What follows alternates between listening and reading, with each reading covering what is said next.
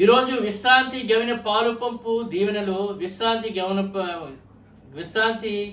గవిని పంపు ఆశీర్వాదము, విశ్రాంతి దిన ఆశీర్వాదము, విశ్రాంతి దిన ఆరాధన. ఈ ఆరాధనను బహుగా దేవుడు ఆశీర్వదించున్నాడు. ఈ రోజున ప్రతి ఒక్కరితో కూడా దేవుడు ప్రతి సంఘంలో కూడా మాట్లాడుచున్నారు. ప్రతి ఒక్కరు కూడా ఆయనకు వాగ్దానములను అందిపుచ్చుకున్నట్టుకే ప్రార్థనలలో ఏకీభవించి ప్రార్థన యొక్క సారం యొక్క ఆశీర్వాదమును పొందుచు, స్వస్థతను పొందుచు, లేడి పిలవలే గంతులు వేసేటువంటి బలమును, ఆరోగ్యమును వారు పొందుచున్నారు.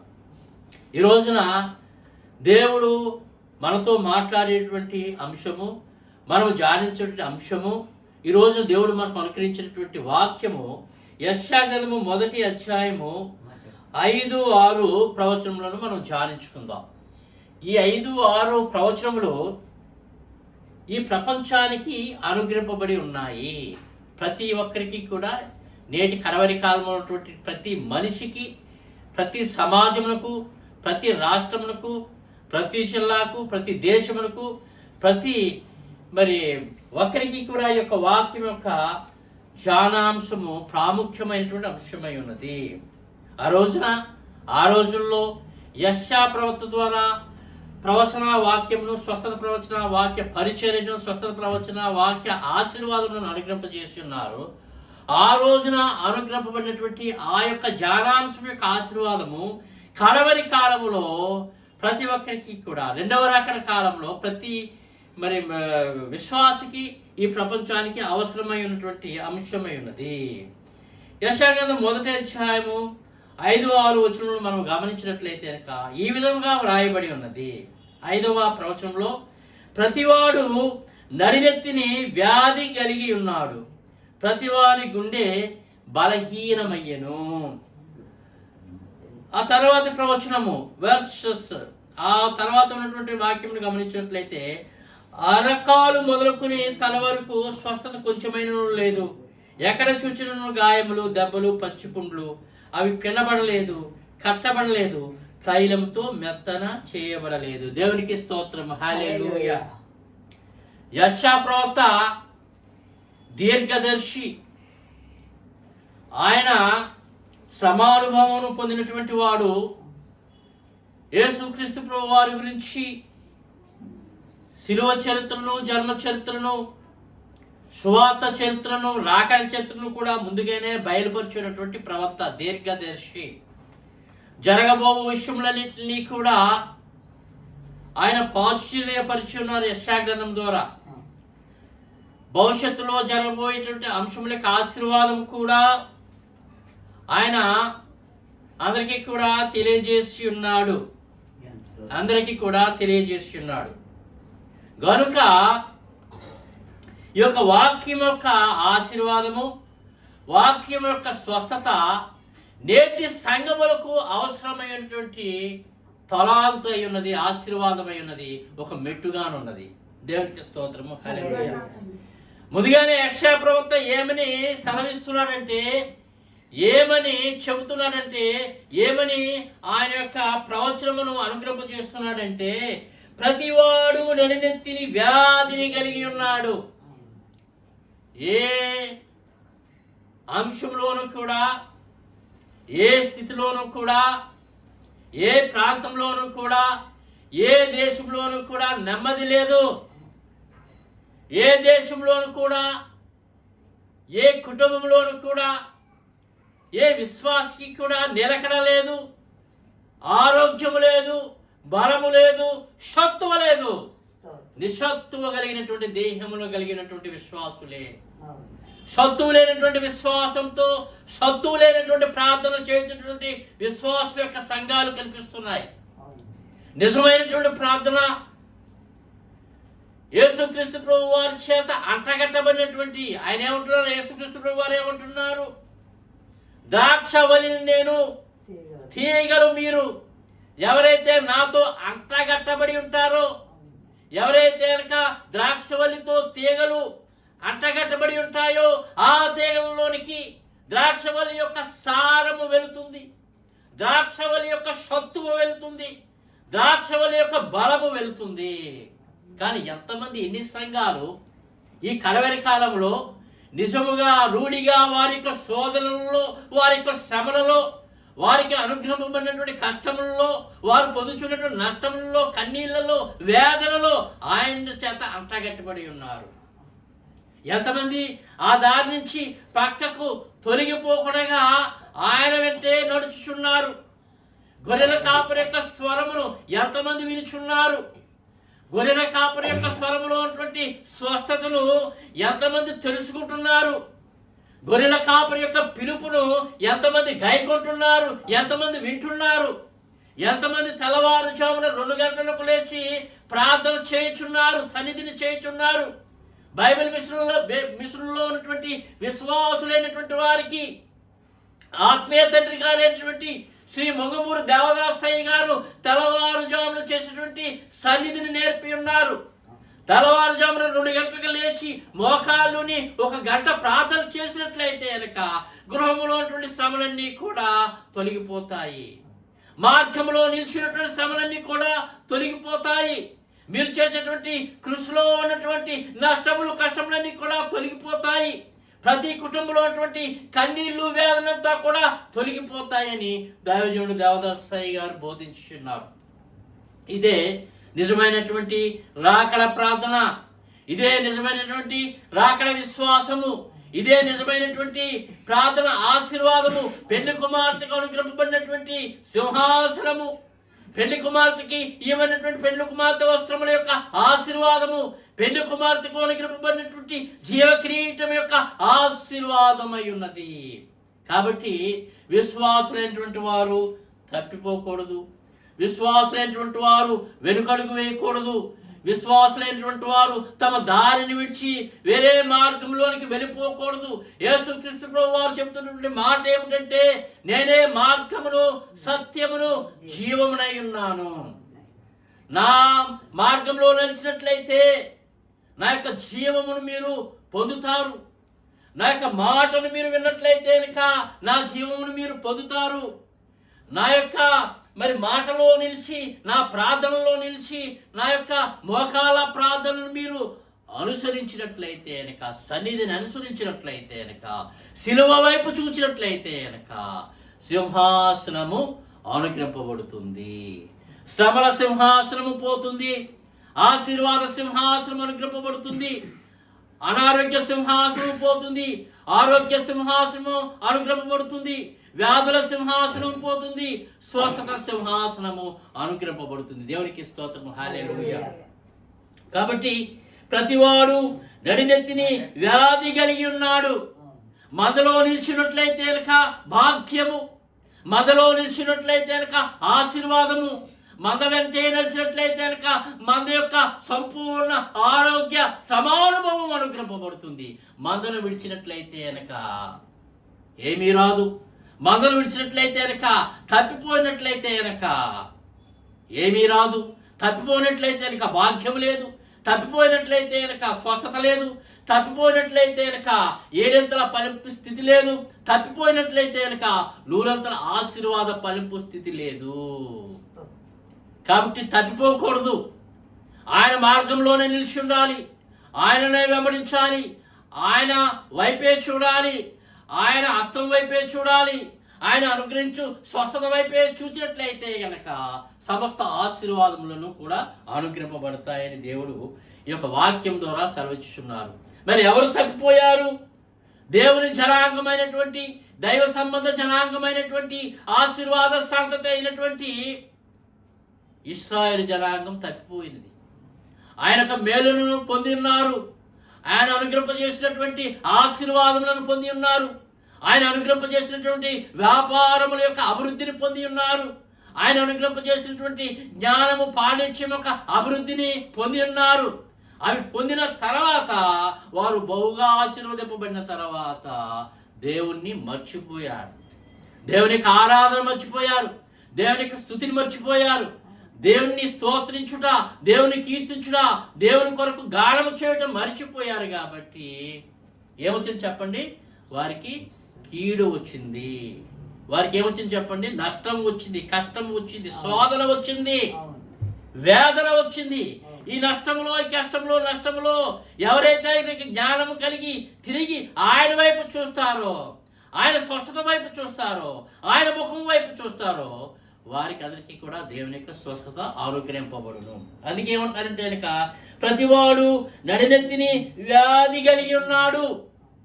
మీరు బలముగా ఉన్నారని అనుకుంటున్నారేమో, మీరు మంచి వయసులో ఉన్నారు, బలము కలిగి ఉన్నారు, పాండిత్యం కలిగి ఉన్నారు, జ్ఞానము కలిగి ఉన్నారు, ఏ కొదవ ఏమీ లేకుండా మంచి ఆహారంతో తృప్తిపడి మంచి బలమును కలిగి ఉండి బలాతిశయం చేత ఉన్నారేమో. మీలో ఏముంది చెప్పండి? ఎంత బలము కలిగినటువంటి వారికైనా కూడా వ్యాధి రాకుండా ఉండదు, వ్యాధి లేకుండా లేదు. కాబట్టి ఏమంటున్నారు చెప్పండి? వ్యాధి లేని నరుడు ఈ భూమి మీద లేడు. వ్యాధి లేనటువంటి ప్రాంతము ఈ భూమి మీద లేదు. వ్యాధి లేనటువంటి సమూహములు, జనముల యొక్క సమూహములు ఈ భూమి మీద లేవు.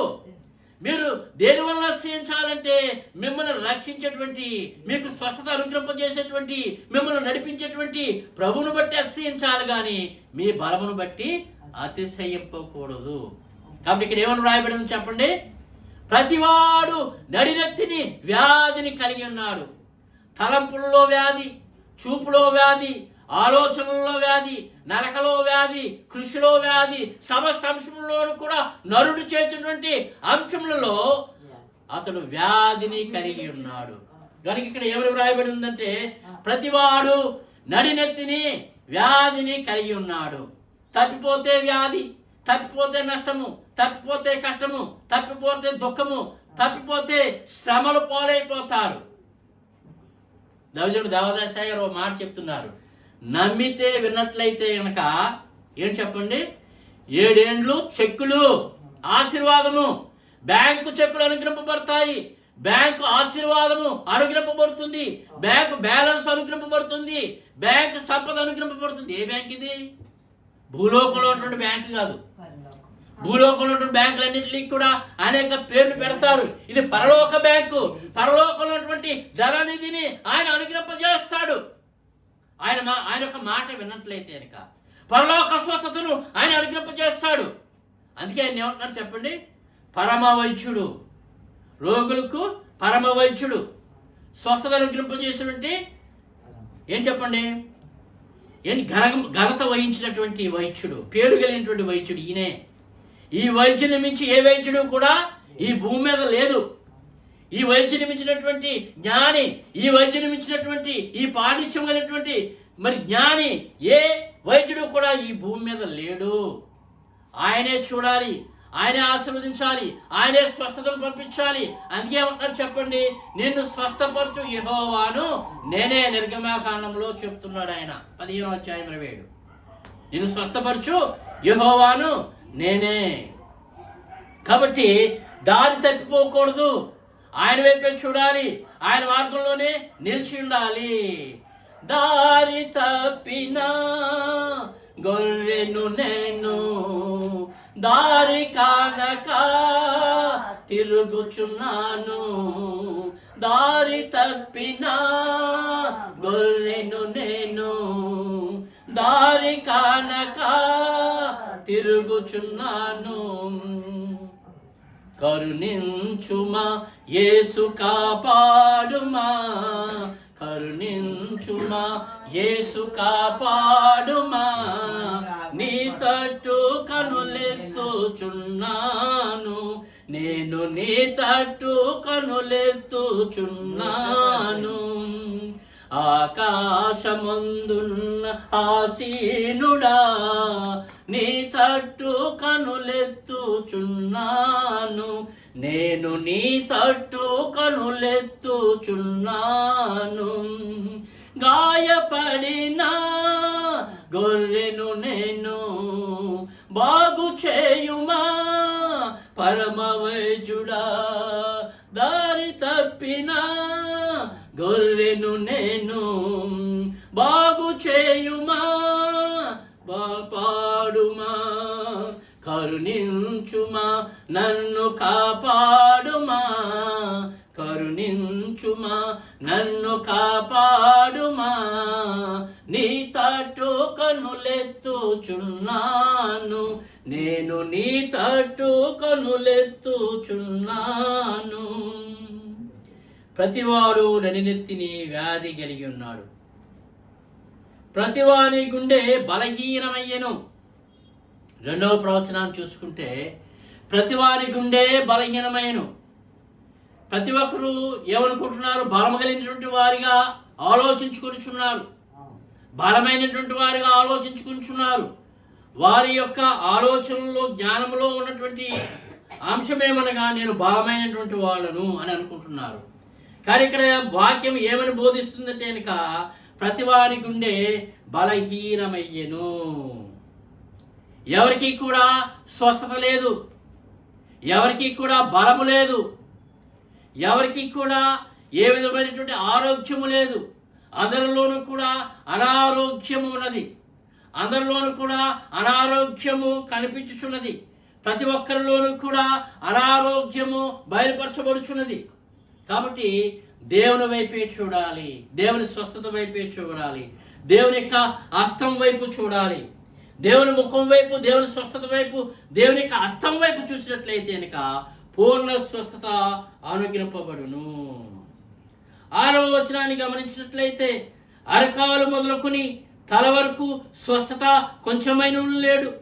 ఎక్కడ చూచినను గాయములు, దెబ్బలు, పచ్చిపుండ్లు, అవి పిడబడలేదు, కట్టబడలేదు, తైలంతో మెత్తన చేయబడలేదు. దేవునికి స్తోత్రం, హల్లెలూయా. అరికాలు మొదలుకొని తల వరకు స్వస్థత కొంచెమైనను లేదు. స్వస్థత కొంచెమైనను కూడా లేదు కాబట్టే ఆయనను సిలువ మోయడానికి, సిలువను భరించడానికి, సిలువను ధరించడానికి, సిలువను జయించడానికి ఈ భూలోకములకు యేసుక్రీస్తు ప్రభువు వారు వచ్చి ఉన్నారు. అరికాలు మొదలుకొని తల వరకు కూడా స్వస్థత కొంచెమైనను లేదు. ఆయన సిలువను మోసినది, సిలువ భారమును వహించినది, సిలువలో తన రక్తమును చిందించినది, సిలువ యాగ ఫలములను అనుగ్రహం చేయడానికి యేసుక్రీస్తు ప్రభువారు మన కొరకు సిలువను మోస్తున్నారు. సిలువలో ఆయన చిందించినటువంటి అద్వితీయ యవ్వన స్వస్థత రక్తము చేత ప్రతి ఒక్కరికి కూడా స్వస్థత కలుగుచున్నది. యెషయా 53వ అధ్యాయంలో మనం చదువుకున్నటువంటి ప్రకారము, ధ్యానించుకున్నటువంటి ప్రకారము అతడు పొందిన దెబ్బల చేత మనకు స్వస్థత కలుగుచున్నది. యేసుక్రీస్తు ప్రభువారు సిలువను మోసి ఉండకపోయినట్లయితే, యేసుక్రీస్తు ప్రభువారు ఒకటి తక్కువ 40 కొరడా దెబ్బలను పొంది ఉండకపోయినట్లయితే, యేసుక్రీస్తు ప్రభువారు ముళ్ళ కిరీటమును ధరించకపోయినట్లయితే, యేసుక్రీస్తు ప్రభువారు సిలువను మోసి ఉండకపోయినట్లయితే స్వస్థత చరిత్ర లేదు, రాకడ చరిత్ర లేదు, మేఘ చరిత్ర లేదు, ఆశీర్వాద చరిత్ర లేదు, మహిమ చరిత్ర లేదు, ప్రభావం కలిగినటువంటి చరిత్ర లేదు. శోధనలను జయించాడు, శోధనలను భరించాడు, శోధనలను అనుభవించాడు. కాబట్టి ఆ యొక్క నీతిని, ఆ యొక్క పద్ధతిని, ఆ యొక్క తలాంతును, ఆ యొక్క ఆశీర్వాదమును, ఆ యొక్క మెట్టుకొక్క ఆశీర్వాదమును వృద్ధిలోనికి తీసుకుని వచ్చు అవి పెండు కుమార్తెకు అనుగ్రహింపజేయుచున్నారు. ఆ యొక్క పద్ధతిని దైవజనుడు దేవదాసయ్య గారు పొంది ఉన్నారు కనుకనే ఆ పద్ధతి యొక్క ఆత్మత్యాగ వర వాగ్దాన ఫలములను, శిలువయాగ వర వాగ్దాన ఫలములను అనుగ్రహింపజేయడానికి రాత్రి సమయంలో రాజమండ్రిలో సూది కొండ మీద మోకాలుని ప్రార్థన చేసేటువంటి అనుభవమును కలిగి ఉన్నారు. దేవునికి స్తోత్రము. ఈ భూలోకంలో రాత్రి కాల సమయంలో వారి యొక్క సన్నిధి గదులలో ఎంతమంది ప్రార్థనలు చేయుచున్నారు. ప్రతి సన్నిధిలోనూ కూడా పెళ్లి కుమార్తె తయారవుచున్నది. ప్రతి సంఘంలోనూ కూడా పెళ్లి కుమార్తె తయారు కాబడాలి. ప్రతి గదిలోనూ కూడా పెళ్లి కుమార్తె అంతస్తు యొక్క అనుభవం బయలుపరచబడవలెను. ప్రతి సన్నిధిలోనూ కూడా సన్నిధి కూటమి యొక్క ఆశీర్వాదములు బయలుపరచబడవలెను. ప్రతి గదిలో ఉన్నటువంటి సన్నిధి గదిలో వధువు సంఘం యొక్క రూపము ఎంతమందికి అనుగ్రహింపబడుతుంది. ఆ అనుభవం నేర్పడానికి దైవజనుడు దేవదాసయ్య గారు బైబిల్ విషయంలో ఉన్నటువంటి విశ్వాసులైనటువంటి ప్రతి ఒక్కరికి కూడా నేర్పి ఉన్నారు, ఆ ప్రార్థనను నేర్పించి ఉన్నారు. బైబిల్ మిషన్లో ఉన్నటువంటి విశ్వాసులైనటువంటి వారు చేసేటువంటి ప్రత్యేకమైనటువంటి ప్రార్థన ఏమిటండి? ప్రత్యేకమైనటువంటి ప్రార్థన. యేసుక్రీస్తు ప్రభు వారు ఎలాగైతే ఒలీవల తోటలో ప్రార్థన చేసి ఉన్నారో, దైవజనుడు దేవదాసయ్య గారు ఏ విధంగా అయితే సూది కొండ మీద ప్రార్థన చేసి ఉన్నారో, అలాంటి అనుభవ ప్రార్థనలను బైబిల్ మిషన్ వారికి దైవజనుడు దేవదాసయ్య గారు అనుగ్రహం చేసి ఉన్నారు. ఏమిటో చెప్పండి ప్రార్థన? మోకాల ప్రార్థన. ఆ మోకాల ప్రార్థన ఏ ప్రార్థన? సంఘమంతా కూడా మోకాళ్ళుని ఏ ప్రార్థన చేయాలండి? గొలుసు కట్టు ప్రార్థన. గొలుసు ప్రార్థన. ఇది బైబిల్ మిషన్ వారి యొక్క విశ్వాసము. ఇది బైబిల్ మిషన్ వారి యొక్క సన్నిధి యొక్క సాంప్రదాయము. ఇది బైబిల్ మిషన్ వారి యొక్క ఆశీర్వాద ఫలము, వరము, వాగ్దానము, జీవ కిరీటము, పెళ్లి కుమార్తె వస్త్రములు, పెళ్లి కుమార్తె యొక్క అంతస్తు, పెళ్లి కుమార్తె యొక్క సింహాసనమై ఉన్నది. కావున శ్రీ మంగమూరి దేవదాసయ్య గారు, మన ఆత్మీయ తండ్రి గారు, మనకందరికీ కూడా అనుగ్రహింపజేసినటువంటి ప్రార్థన ఏమిటంటే గొలుసు ప్రార్థన. ఈ ప్రార్థన చేసినట్లయితే తల మొదలుకుని పాదముల వరకు ఉన్నటువంటి శ్రమలన్నీ కూడా పోతాయి. అస్వస్థతంతా కూడా పోతుంది. అనారోగ్యం పోతుంది. లేని పిలవలే గంతులు వేసేటువంటి భాగ్యము వారికి అనుగ్రహింపబడుతుంది. ఎప్పుడైతే ఈ ప్రార్థన చేస్తారో యేసయ్యలో ఉన్నటువంటి స్వస్థత మనకు అనుగ్రహింపబడుతుంది. యేసయ్యలో ఉన్నటువంటి అనుభవం మన అనుభవం అవుతుంది. యేసుక్రీస్తు ప్రభు వారికి ఉన్నటువంటి శక్తి, మహిమ, ప్రభావం మనలోనికి ప్రోక్షింపబడుతుంది. నా రూపాలావణ్యములో నీ రూపాలావణ్యములగును. నా రూపాలావణ్యములు నీ రూపాలావణ్యములగును. నారతము ప్రతి నిమిషము నీలో, నారతము ప్రతి నిమిషము నీలో దారగా ప్రవహించును. అది జీవము, దారగా ప్రవహించును. అది జీవము. మనోవిచారము కూడదు నీకు, మహిమ తలాంపులే కావలెను.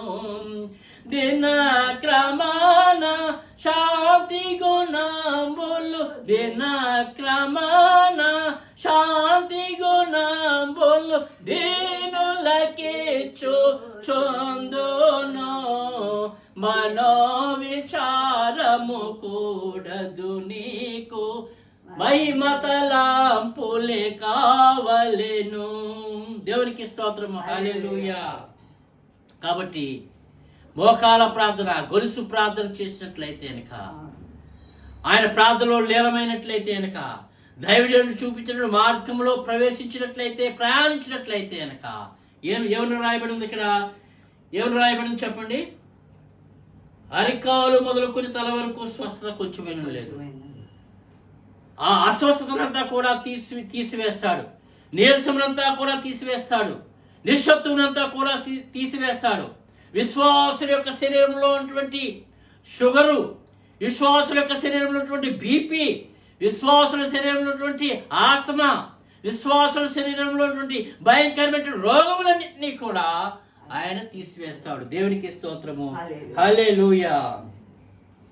ఇర్మీయా గ్రంథము 17-14 అధ్యాయము గమని 17వ అధ్యాయం 14వ వచనం.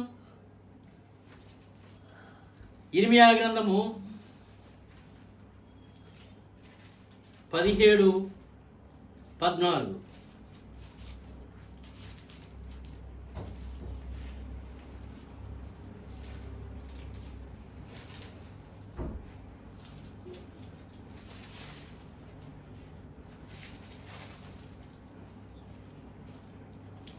యెహోవా, నీవు నన్ను స్వస్థపరచుము, నేను స్వస్థత నొందుదును. నన్ను రక్షించుము, నేను రక్షింపబడుదును. నేను నిన్ను స్తోత్రపరచుటకు నీవే కారణభూతుడవు.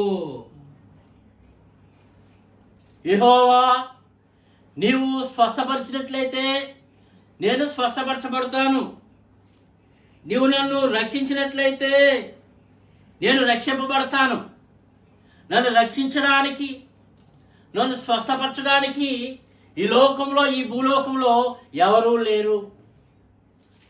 గొప్పవారు నాకు కలిగి ఉన్నా, గొప్ప చరిత్ర నాకు కలిగి ఉన్నా, గొప్ప ధనమును నేను కలిగి ఉన్నా, గొప్ప అంతస్తును నేను కలిగి ఉన్నా, గొప్ప పాండిత్యమును కలిగి ఉన్నా, అవన్నీ వ్యర్థము.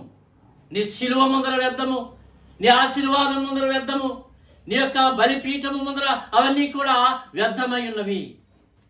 కాబట్టి యెహోవా నీవే స్వస్థపరచు దేవుడు.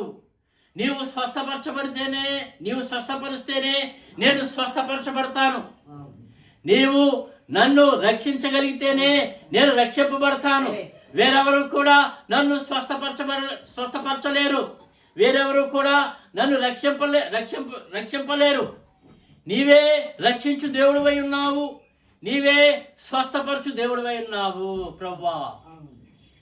కాబట్టి నీ దృష్టిని నా మీద మరల్చుము, నీ యొక్క ప్రభావమును నాకు అనుగ్రహింపచేయము, నీ యొక్క మహిమను నాకు అనుగ్రహింపచేయము. ఆ విధముగా నీవు నన్ను హస్తమును పట్టుకుని నడిపించినట్లయితే, నీ మార్గంలో నన్ను నడిపించినట్లయితే, నీ యొక్క ప్రభావమును నాపై ప్రవహింపజేసినట్లయితే ప్రభువా, నేను బ్రతికి బట్ట కడతాను. నేను స్వస్థత నుండి ఆరోగ్యంతో చిందులు వేసేటువంటి గొర్రెపిల్లగా ఉండగలిగినటువంటి స్వభావం కలిగి ఉంటాను. నీవు నన్ను రక్షించినట్లయితే, నీవు నన్ను స్వస్థతపరిచినట్లయితే, నీ సన్నిధిలో మోకరించేటువంటి గొర్రెపిల్లగా నేను ఉండగలను. నీ సన్నిధిలో నివసించుట ఎంతో మేలైనటువంటి అంశమై ఉన్నది. భక్తిహీనుల గుడారంలో నివసించుట కంటే నీ సన్నిధిలో, నీ మందిరంలో నివసించుట మేలు. భక్తిహీనుల గుడారంలో నివసించుట కంటే నీ ప్రార్థనలో సమయమును గడుపుట మేలు. కాబట్టి నువ్వు నన్ను రక్షింపుము దేవా, కాబట్టి నీవు నన్ను స్వస్థపరచుము దేవా అని సంఘము ప్రార్థన చేయాలి, సంఘము వేడుకోవాలి, విశ్వాసం వేడుకోవాలి. కష్టముల వైపు, నష్టముల వైపు, దేవుని వైపు చూసేటువంటి స్వభావమును ఏర్పరచుకోవాలి, అలవాటు చేసుకోవాలి.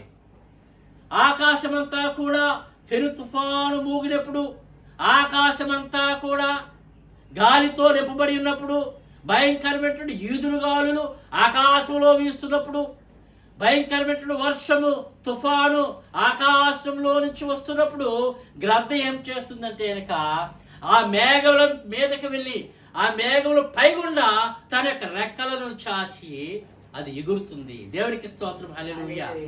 మేఘం పైకి వెళ్ళినప్పుడు ఏ గాలి లేదు.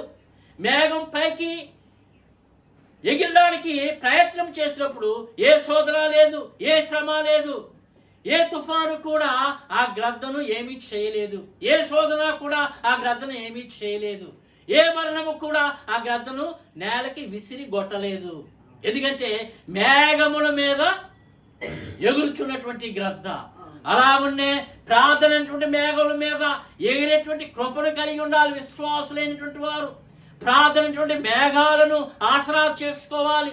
ప్రార్థనటువంటి మేఘాల తొట్టున విశ్వాసులైనటువంటి వారు దాగి ఉండాలి.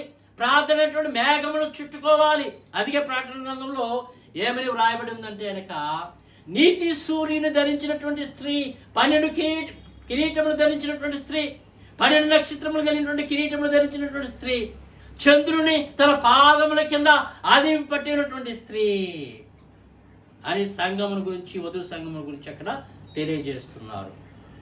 కనుక ఇక్కడ మనం చదువుకున్నటువంటి అంశం ఏమిటంటే కనుక, నీవు స్వస్థపరిస్తేనే నేను స్వస్థపరచబడగలను, నీవు రక్షిస్తేనే నేను రక్షింపబడగలను అని విశ్వాసులైనటువంటి వారు వేడుకున్నారు. కాబట్టి ఆయన సింహాసనమును విడిచిపెట్టి, ఆయన తన యొక్క మహిమను, ప్రభావమును తన సింహాసనం దగ్గరే విడిచిపెట్టి, తండ్రి అయినటువంటి యెహోవా దేవుడే యేసుక్రీస్తు ప్రభువుగా నరుడిగా నరావతారమును పొంది ఈ భూలోకమునకు వచ్చినారు సిలువను పొందడానికి. ఆ సిలువలో ఆయన శిలువయాగ ఫలములను అనుగ్రహింపచేసి ఉన్నారు. ఆ శిలువయాగ ఫలముల ద్వారా మనకు స్వస్థ అనుగ్రహింపబడుచున్నది. ఆఖరి ప్రవచనము 1 పేతురు 2వ అధ్యాయము 24వ వచనం చదువుకుందాం. 1 పేతురు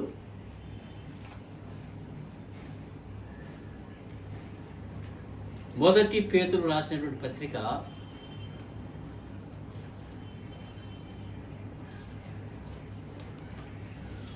2వ అధ్యాయము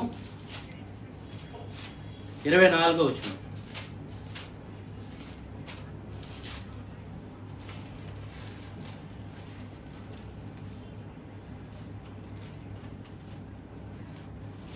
ఎప్పుడు చెప్తున్నది? 215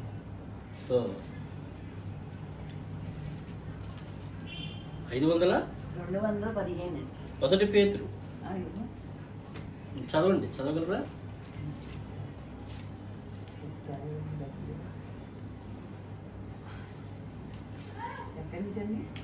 మొదటి పేతురు రాసినటువంటి పత్రిక 2వ అధ్యాయం 24. ఆయన గాయముల వలన మీరు స్వస్థత పొందితిరి.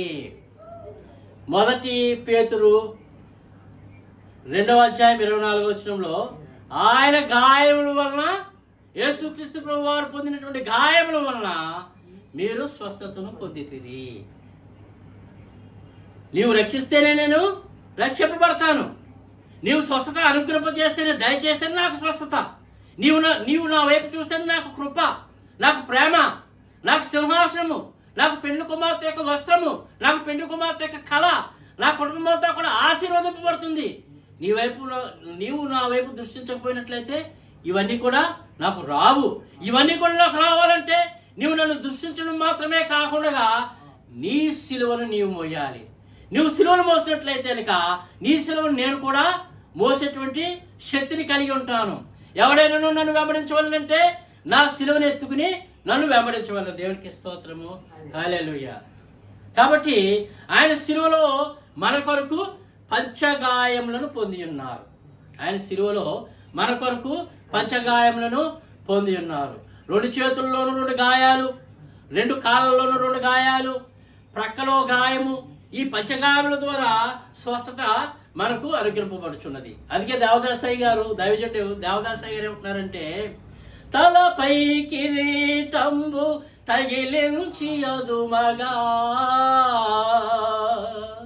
తలపై కిరీటంబు తగిలించి అదుమగా, కాలువలౌచు రక్తంబుగారే, 2 చేతులలోను 2 మేకులు గొట్ట,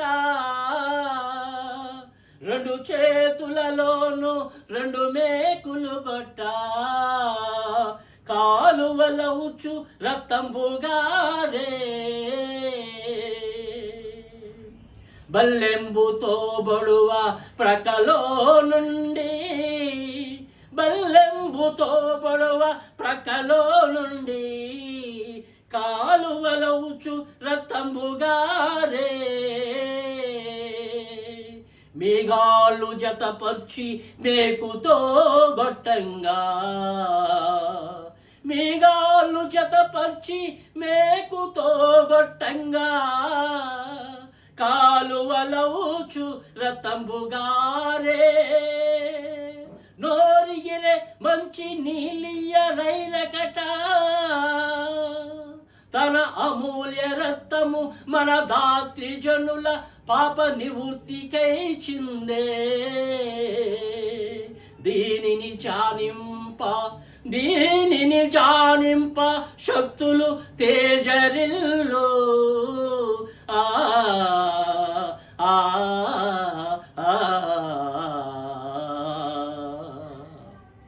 దేవదాసయ్య గారు రక్షణ పద్యములలో నుంచి ఒక రక్షణ పద్యమును పంచగాయముల గురించి వ్రాసి ఉన్నారు. రక్షణ మహాసంకల్పమును, ఆయన యొక్క రక్షణ మహాచరిత్రను, రక్షణ మహాసంకల్ప చరిత్రలో ఉన్నటువంటి అంశం ఏమిటంటే స్వస్థతే. 2వది రక్షణ. స్వస్థత కలిగితేనే రక్షణ. స్వస్థత లేకపోతే దానికి రక్షణ ఎక్కడ వస్తుంది? తను వెంబడించినటువంటి గొర్రెపిల్లైనటువంటి వారు వ్యాధితో చనిపోయినట్లయితే, వ్యాధి భారంతో ఉన్నట్లయితే కనుక, వ్యాధి కష్టంలో, నష్టంలో, దుఃఖంలో, శ్రమలో ఉన్నట్లయితే కనుక రక్షణ ఎలాగు?